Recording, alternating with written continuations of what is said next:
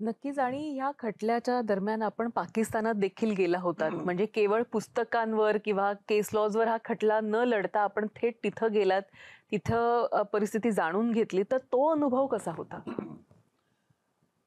खरं म्हणजे हे 10 अतिरेकी होते, यांना पाठवण्यात आलं होतं.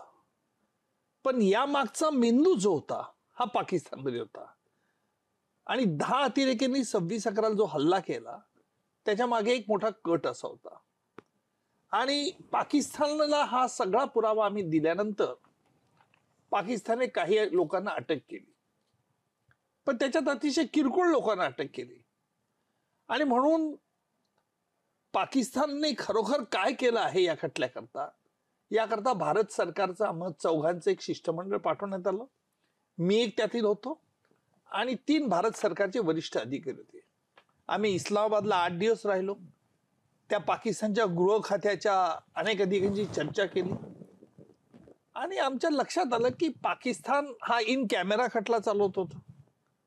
खटल्या कुठपर्यंत म्हणजे आजही आपल्याला कल्पना नाही की म्हणजे आम्हालाही कल्पना नाही की त्या खटल्याचं काय झालं. म्हणजे 26/11/2008 मधल्या कसाबला कायदेशीर प्रक्रियेच्या द्वारे फाशी देण्यात आलं. जगापुढे आम्ही पुरावे मांडले, प्रसारमाध्यमांना आम्ही न्यायालयात हजर ठेवलं. पण पाकिस्तानमध्ये काही नाही प्रगती.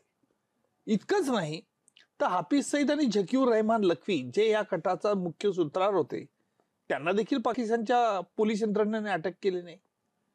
माझ्या मते हा एक दुःखद असा अनुभव होता की पाकिस्तान काही केलं ऐकत नाही. आणि म्हणून निश्चित ही एक चिंतेची बाब आहे. जेलमध्ये कसाबला